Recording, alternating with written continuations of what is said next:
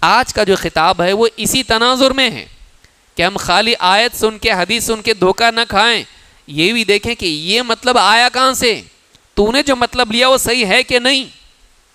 آپ کوئی ایک فرقہ بتائیے ماضی کا، جہمیہ، مرجیہ، معتزلہ، قدریہ، جبریہ اور نہ جانے کتنے فرقے ہیں، ان میں سے کوئی ایک فرقہ بتائیے جس نے یا تو قرآن یا تو حدیث کا حوالہ دے کے لوگوں کو گمراہ نہ کیا ہو۔ ہے کوئی فرقہ ایسا؟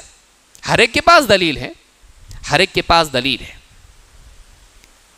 آج جو صوفی اللہ اللہ کر رہا ہے، آپ مت کرو ایسا، وہ بھی کیا کہہ رہے ہیں؟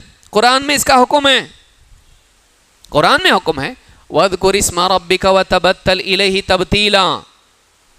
وَاذْكُرِ اسْمَ رَبِّكَ، اپنے رب کے نام کا ذکر کر۔ رب کا نام کیا ہے؟ کیا ہے نام رب کا؟ اللہ۔ تو بولے اپنے رب کے نام کا ذکر کر، تو رب کے نام کیا ہے؟ اللہ۔ اللہ اللہ اللہ کر رہا ہو، قرآن پہ عمل کیا کہ نہیں کیا؟ کیا نا؟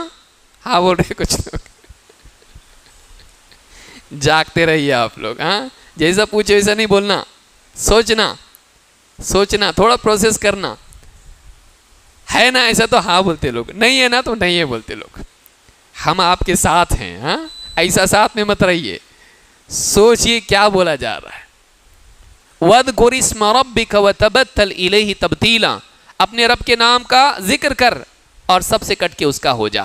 صوفیوں نے اس کو دلیل بنایا، کہا کہ قرآن میں اللہ نے حکم دیا ہے اللہ کے نام کا ذکر کرنا ہے، تو ہم کیا ذکر کر رہے ہیں؟ اللہ اللہ اللہ اللہ، اور اس کے ساتھ اچھل کود بھی ہو رہی ہے تاکہ بلڈ سرکولیشن اچھا رہے۔ تو اللہ نام کا ذکر ہم کیا کہیں گے پھر؟ آیت پہ عمل ہوا کہ نہیں ہوا؟ ہوا نا؟ نہیں، یہ پھر آیت پہ تو عمل کر رہا نا۔ ہم کہیں گے یہ حکم کس کو ہے؟ نبی صلی اللہ علیہ وسلم کو، اور آپ کی ماتحتی میں کس کو ہے؟ ساری امت کو۔ جو نبی کے لیے حکم ہے سب کے لیے کیا ہے؟ ساری امت کے لیے ہے، الا یہ کہ وہ خاص ہو نبی صلی اللہ علیہ وسلم کے ساتھ۔ تو کیا صحابہ نے ایسا ذکر کیا؟ اللہ اللہ کیا؟ کیا نبی صلی اللہ علیہ وسلم نے ایسا ذکر کیا؟ جس کو حکم ہے اس نے نہیں کیا اور تو کیوں کر رہا؟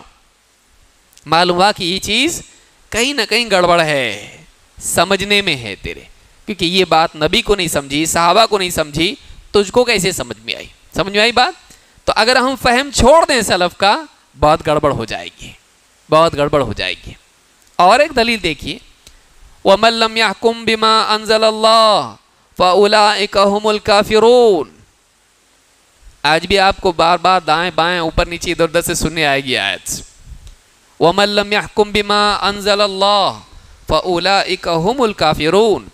جو کوئی اللہ کے نازل کیے ہوئے کے مطابق فیصلہ نہ کریں تو یہی لوگ کافر ہیں۔ خوارج کا فرقہ جو اسلامی تاریخ کا سب سے بدترین اور پہلا فرقہ ہے، ایسا فرقہ جس کو اللہ کے نبی صلی اللہ علیہ وسلم نے کہا کہ جہنم کے کتے ہیں، یہ اتنی سخت زبان، اور کہا کہ اگر میں ہوتا تو قوم عاد کی طرح قتل کرتا ان کو، اتنی سخت بات۔ ان کی برائی کیا تھی؟ ان کے بارے میں اللہ کے نبی صلی اللہ علیہ وسلم نے فرمایا یقرؤون القرآن لا یجاوز حناجرہم، قرآن پڑھیں گے لیکن ان کے حلق کے پار قرآن نہیں جائے گا، قرأت تک معاملہ رکا رہے گا، فہم تک نہیں جائے گا، دل تک وہ بات نہیں جائے گی، سمجھیں گے نہیں، پڑھیں گے الٹا پلٹا کچھ بھی مطلب لیں گے۔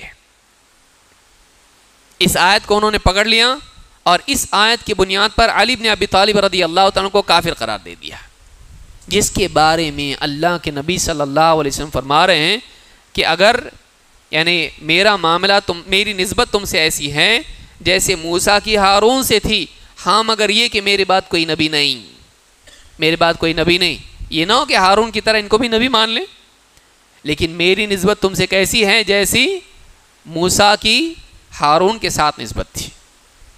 ایسی شخصیت کو جس سے اللہ کے نبی صلی اللہ علیہ وسلم بے حد محبت کرتے تھے، کہا کہ یہ جھنڈا میں اس کے ہاتھ میں دوں گا جو اللہ اور اس کے رسول سے محبت کرتا ہے، اللہ اور اس کا رسول بھی اس سے محبت کرتے ہیں، ایسی شخصیت۔ لیکن خوارج نے کیا کیا؟ ان کو کافر قرار دے کر ان کے خلاف جنگ کی،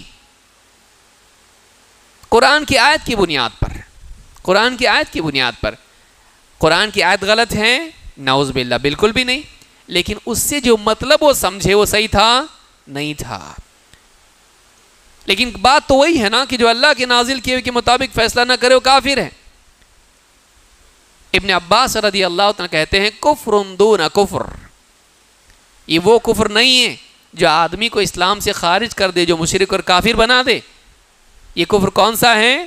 یہ اس سے چھوٹا کفر ہے، کیونکہ شرک میں بھی بڑا شرک چھوٹا شرک، ریاکاری چھوٹا شرک ہے، اسی طرح سے کفر میں بھی بڑا کفر اور چھوٹا کفر ہے۔ اگر کہے تو ایسا آدمی اس نے فیصلہ کیا دیا؟ شریعت کے مطابق ہے، سارے گناہ گار کافر ہو جائیں گے۔ تو خوارج کا مسئلہ یہی تھا کہ ان کے اس معنی کو لینے کی وجہ سے انہوں نے تکفیر شروع کر دی سب کی، کہ ہر گناہ گار کو کافر بنا دیا، جو کہ اہل سنت والجماعت کا عقیدہ نہیں ہے۔ اللہ کے نبی صلی اللہ علیہ وسلم صاف طور سے کہہ چکے ہیں کہ کئی گناہ گاروں کو جہنم سے نکالا جائے گا، یعذب اہل توحید فی النار، کہ اہل توحید کو جہنم میں ڈالا جائے گا، حتی یکون فیہا حمما، یہاں تک کہ کوئلے کی طرح جل کے کالے ہو جائیں گے، ثم تدرکہم الرحمہ فیخرجون، پھر اللہ کی رحمت انہیں پائے گی اور انہیں جہنم سے نکالا جائے گا۔ گناہ گار جہنم سے نکالے جائیں گے کہ نہیں؟ لیکن خوارج یہ مانتے تھے کہ وہ مخلد فی النار ہے، وہ ہمیشہ جہنم میں رہیں گے، ہم فیہا خالدون، وہ ہمیشہ جہنم میں رہیں گے۔ کیوں ہوا ایسا؟ اس لیے کہ انہوں نے سلف کے منہج کو، صحابہ کے منہج کو نہیں لیا، انہوں نے اپنی عقل سے کیا کیا؟ قرآن کے معنی متعین کیے۔ ایسا اگر کریں گے تو ہم قرآن اور سنت لے کے بھی گمراہ ہو سکتے ہیں، کیونکہ ہم سے پہلے قرآن اور حدیث لے کر بھی کچھ لوگ گمراہ ہوئے۔ کیوں؟ اس لیے کہ انہوں نے وہ مطلب نہیں لیا جو لینا چاہیے۔ السلام علیکم سامعین، ویڈیو پسند آنے پر اپنے دوستوں کے ساتھ واٹس ایپ اور سوشل میڈیا پہ شیئر کریں۔ ایسے ہی اور ویڈیو دیکھنے کے لیے ہمارے چینل کو ضرور سبسکرائب کریں۔ جزاک اللہ۔